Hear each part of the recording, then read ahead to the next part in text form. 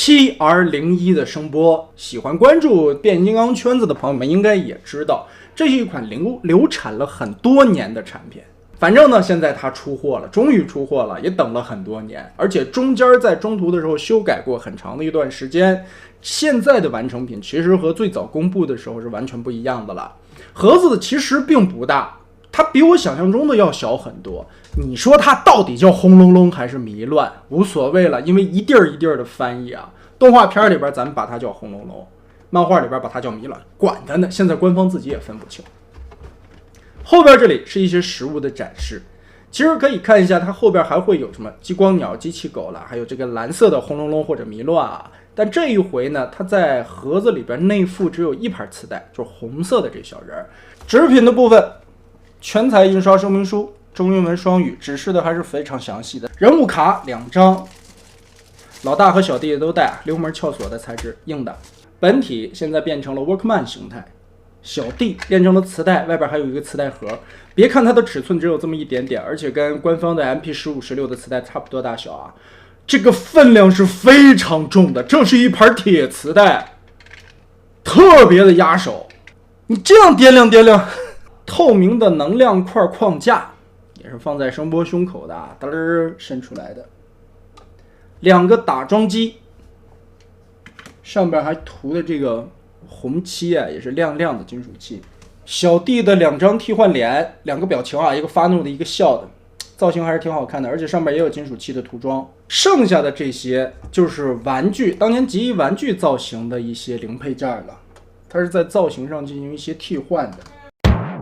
对比一下设定图来说，其实这个沃尔曼形态做的还是不错的，而且从各个角度来看，起码它很方，而且包裹的很好。背后这里看，其实造型也和设定图里边那个后背是差不多的。2条手臂也是放在这里，唯一不同的就是这个白色的面板可能没有换成蓝色吧，仅此而已。这边这里音量的这个开关，音量的这个滚轮也是可以动的，这些按键也是可以稍微按下去，下边这里有弹性的按钮，然后这个地方往上往下也是可以波动。从上方这里看，密合的整整齐齐，这里是一个开关键位，打开舱门用的。然后有一个小细节，这个胸口里边理论是可以放2盘磁带的，就可以盖上盖了。然后这里边一个弹簧按钮打开，里边其实还可以再放1盘磁带啊。但是掐进去以后，如果不好推出来呢，这里有一个金属的小钩子，抠一下，看到没有？后边的金属连接杆有一个磁带造型的一个板子，就把它推出来了。这个做的很舒服啊。你如果第2盘磁带塞进去卡死了，你抠不出来，你没有指甲塞不进去，拿这个地方一顶，很贴心，就把它推出来了。整体的包裹还是非常好的，而且本体拿起来也很重，特别的扎手。这一家，对吧？他们家的这个料子的厚实程度，还有身上用的这些合金，包括齿轮关节了，还有一些赛钢轴了什么的，在用料这一块、做工这一块，这家是完全能保证的。先把小弟拿出来，咱们变个形。它的细节刻画都是很好的，这个面就是一个仿真的磁带的样式，这一面嘛也没有很凌乱，很整齐。来变形，首先第一步啊，就直接把这抠开就可以了，这块挺紧的啊。把这里往下翻折一定的角度，然后可以看到在腿肚子里边这里藏着他的武器，把这个空间给你利用起来了。我们把这2个抠出来，然后整个的顺着2条腿往下拉，直接把腰身这里拽出来。这里还有润滑油啊。然后呢 Z 字折叠，从这个地方看，红色的零件这里 Z 字的一个折叠，拉起来。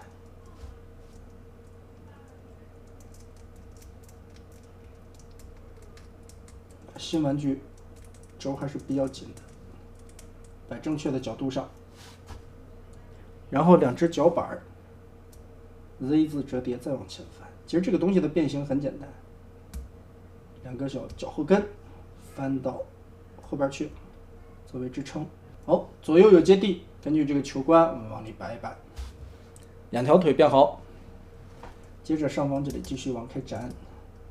这个变形都是很简单的啊。然后把这里打开，拳头翻出来，双关节折过来，然后它前曲肘关节呢在这里。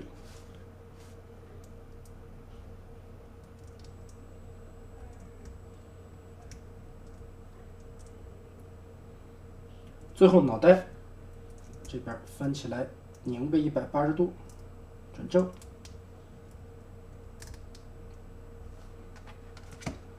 两个武器，这个炮管还有这块小翅膀，应该也是合金件的。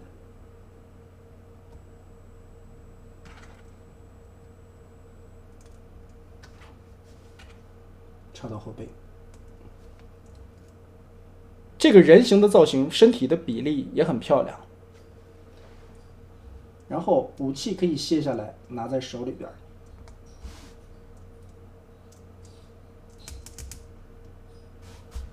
插这个砸地打桩机的时候，我们先把胳膊变回去，按这里，噔，就又弹出来了。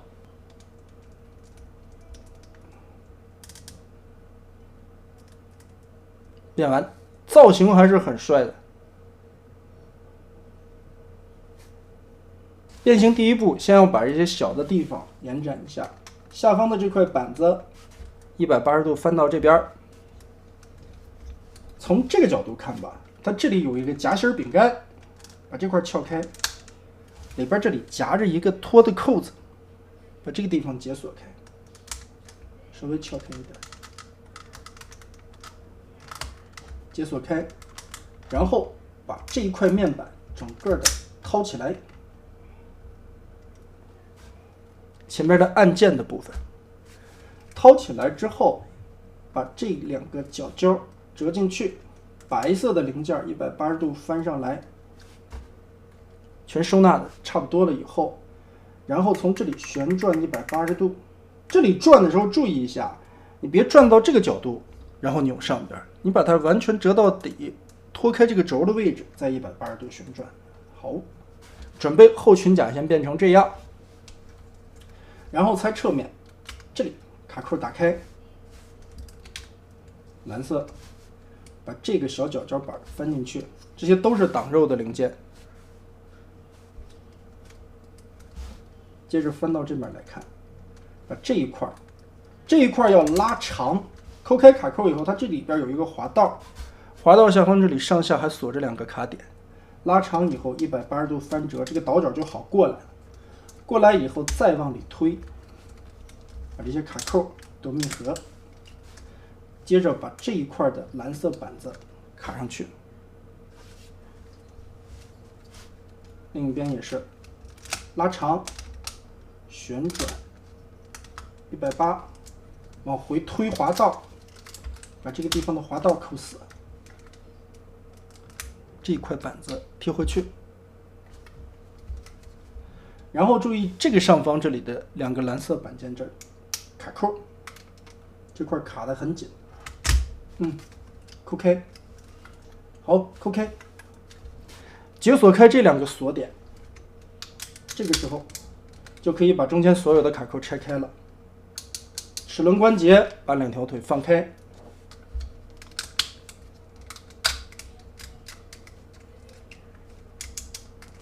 看看没有阻挡的地方。接着腿部往前转动一个90度，放到正确的角度上。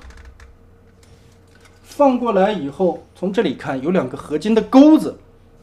把这两个钩子作为锁定，让大腿保持平行，卡住，放下来，赛钢的嘎吱声。两条腿现在放成这个样子，接着我们继续变。脚从这里折下来90度，立起来90度，往过翻转的时候注意一下下方的这里双段关节的一个倒角位置，然后把这个地方的卡扣结合，插上。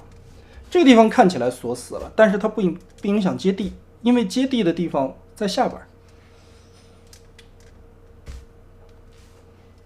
然后这一块拉出来 Z 字折叠翻下去，再一个 Z 字折叠贴合，卡扣全插上，搞定。这里的造型零件，先把这里翻到底，然后把里边的这一块白色和蓝色的90度打开。接着不着急啊，这边侧边还有一块板子打开，要把这个白色的边缘，这个白色边缘只是在 Workman 形态下的一个颜色的区分，把它折进去扣上。人形的时候这块膝盖还是蓝的，所以这一点小细节不要忘了。这块再扣回去。哎呀，这块插得太紧了，把这个替换零件拔下来。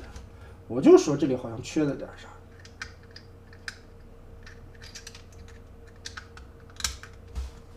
这个替换插拔的时候是为了换那个漫画型的，不是玩具造型的这个替换板架。好，扣回去。两条腿我们现在变好了，其实变形完成，是吧？哎，这个路灯很萌，还有2个小耳朵，有点像哈罗路灯，高达的哈罗路灯。好，不闹，我们继续。当然，你不喜欢这个哈罗耳朵呢，也可以把这2个放下去，对吧？接着我们继续来拆胳膊，胳膊这里也有很多的密合的卡扣，这块也超紧。打开，这里有一个 Z 字的双关节，打开，然后这里呢有一个特别紧的梯形的咬扣，把这咬扣一定要咬到底。好，哎，卡进去。这齿轮关节，这才是个赛博坦路灯吧，对吧？好，继续变。变到这一步的时候，左右的裙甲在这里 Z 字折叠，拉伸开来，打开它的胯部，从菊花这里抠出来一个小的锁钩，然后把这一块撬松。这里边连接的2个锁点撬开，哎，这个时候腰部拉出来，现在拉出来里边是一个金属的框架，是空的，而且容易塌进去，但是会出现2个金属的锁点，锁片吧，把它折90度翻下来卡到底，就把这个框架支撑住了，它就压不回去了。这个时候 Z 字折叠，这块是屁屁甲。先拉起来，前裙甲也拉起来。从这里看，下方这一块蓝色和框架中间的这一块旋转180度，转到这面来，然后把这2个卡扣锁上，踢皮甲放下来，侧裙甲放下来，前裙甲这里这回再锁定小钩子，卡住，就从后边的那个洞卡到了前边的那个洞。接着这里上半身再折个180度，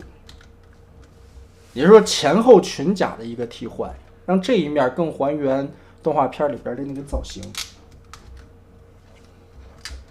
接着打开电池舱盖，2枚电池取出来，脑袋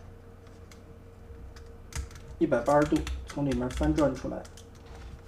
然后不着急合啊，先把这一块打开，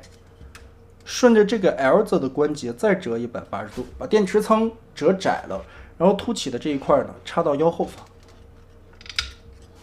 这里边的卡扣结合，进行一个腰部的堵肉，后盖盖上，手臂打开，全指的可动，这个拉起来。肩膀这里有一个连接的关节，抠一个90度立好，然后把它插进去，插到底以后，顺着这个关节再往出拉，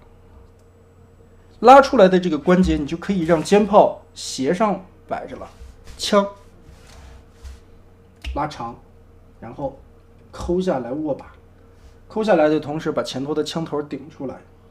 蹬长。对比一下设定图样子，基本上和动画片里边的还原度还是非常的高的，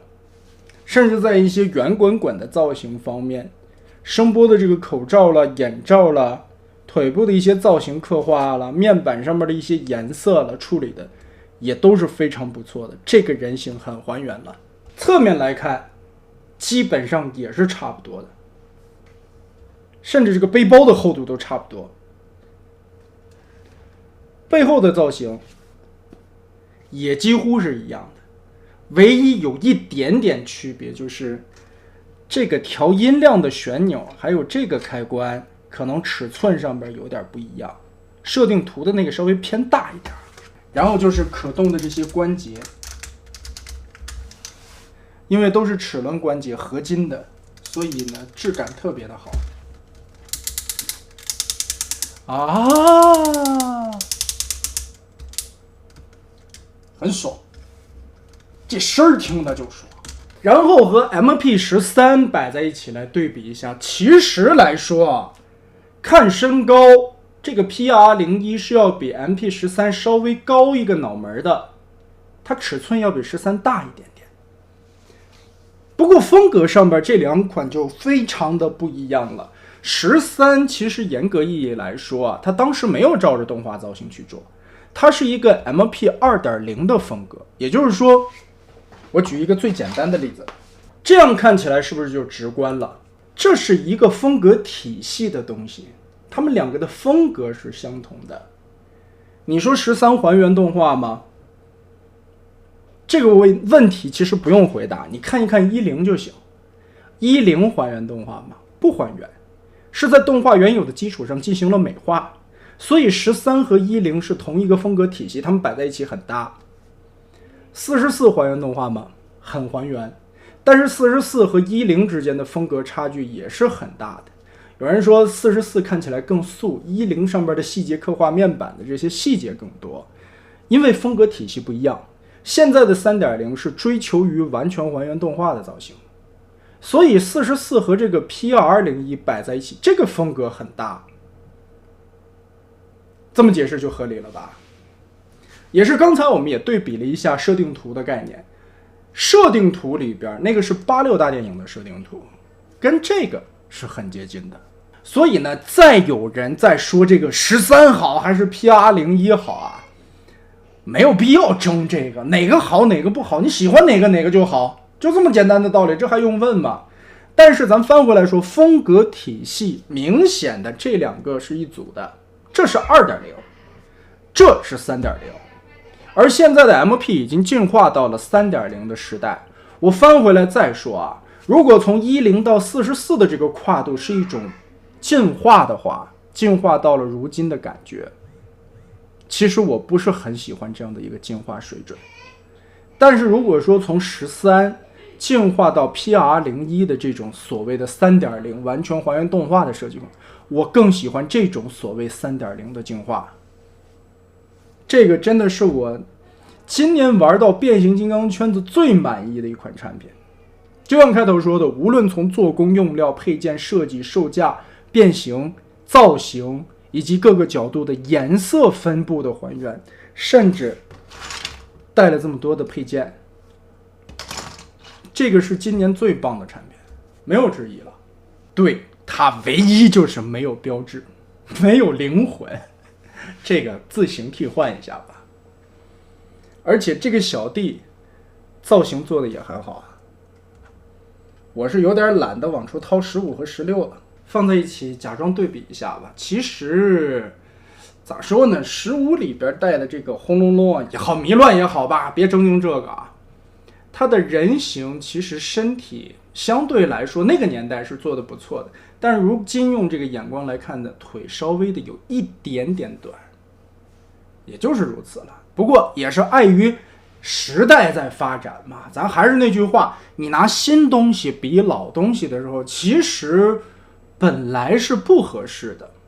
但是现在有一些新东西做的它不如老东西，那就有点说不过去了。但如果新东西比老东西有进步的话，这个是无可厚非，这个是应该做到的。先把这个板子拿出来，找一下卡扣的位置。这个板子扣合很简单啊，把这一片扣上，然后这里呢，其中有很多的插件，还有这个凹槽的位置，对准，扣上就可以了。然后我们把膝盖掰开，看看啊，这一片打开，这个小膝盖要换下来。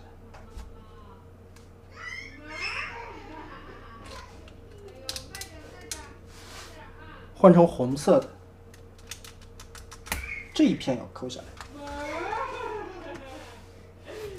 豆芽嗨的，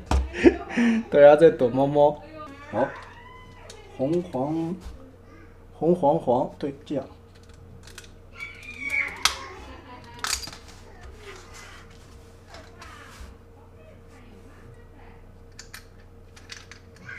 这个上下面贴哪儿呢？记忆下边这里是个窟窿，无所谓了，我觉得，反正有凹槽的冲下吧，因为这边也有凹槽啊。哇，好紧呐！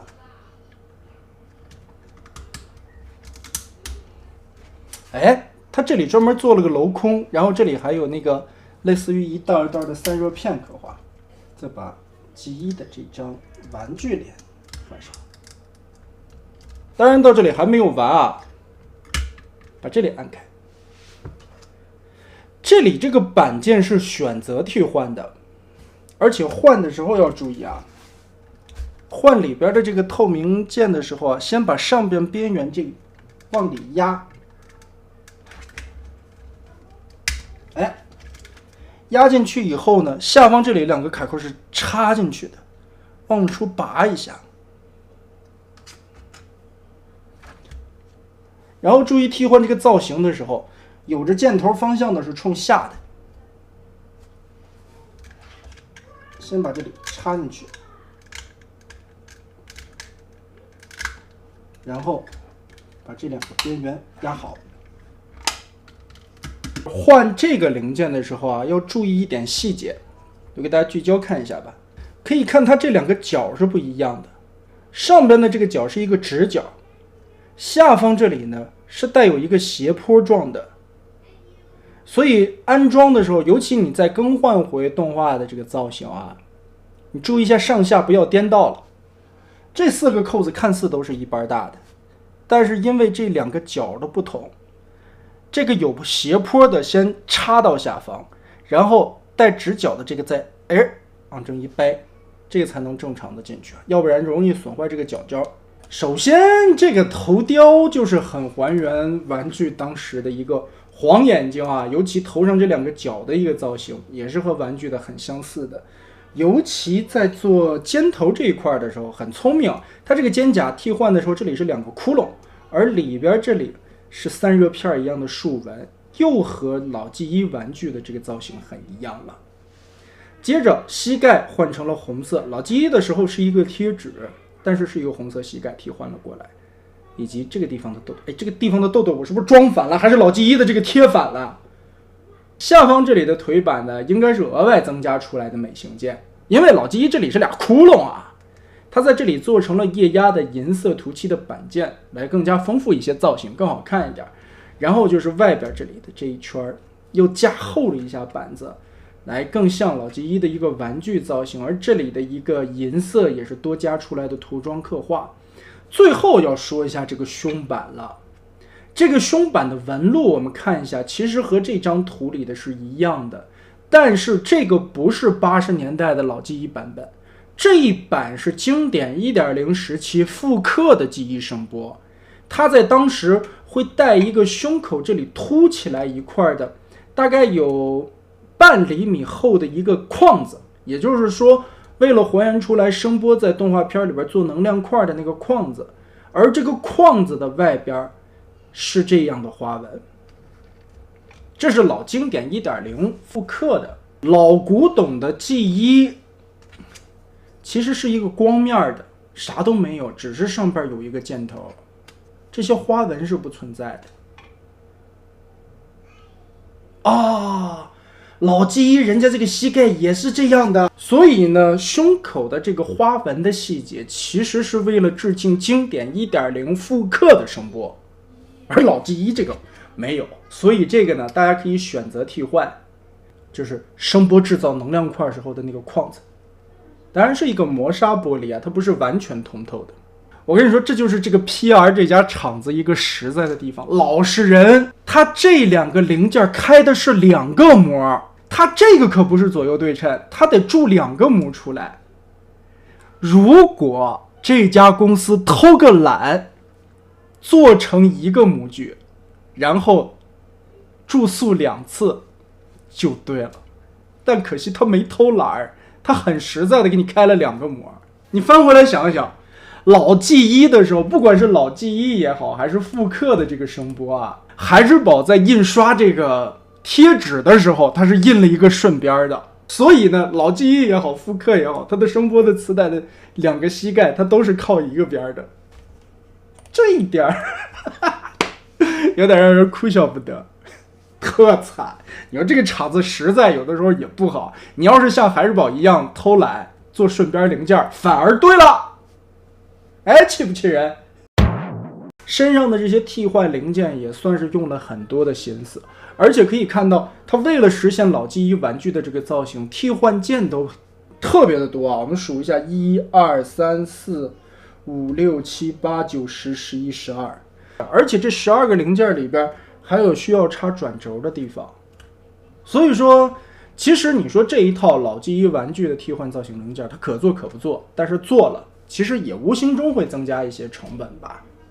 不过我相信很多人还是很喜欢这一套的啊，毕竟他提出来了一个解决的方案，你可以用2种不同的形态来还原。所以嘛，以上就是这一次的 PR 的01号的声波，无论是玩具造型还是动画造型都非常的好。唯一今天咱们又挑出来的一点毛病，玩具造型这个腿甲的印刷有点问题。就老实人以前总觉得这家厂子你做工用料实在啊，给的这个材质啦，好像是在这些工艺上面吧，应该是目前最实在的一个第三方。但没想到你在做造型的时候也是个老实人，没有学到孩之宝的精髓啊。就像一开始总结的那句话吧，这是我今年玩到的变形金刚领域最满意的一套产品，没有之一了。如果是非要给它一个形容词呢，我发现很多人们喜欢用我每次给一款玩具的评价和定义了，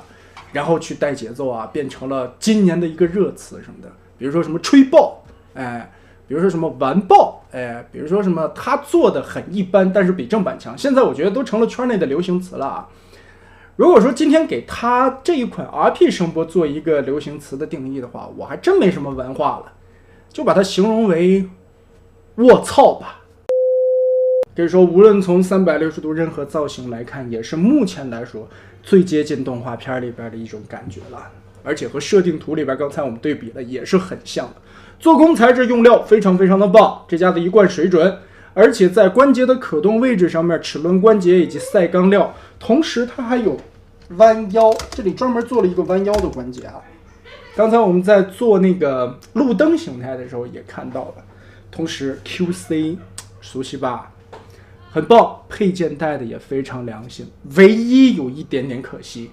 磁带只有1盘，但是相信它在后边的产品线里边，在这个编号里边，后续的产品应该也会出那种磁带的一些套装吧，来把这个队伍壮大起来。总的来说非常非常棒，而且现在800多块的价格真的是非常合适购入了，这个价钱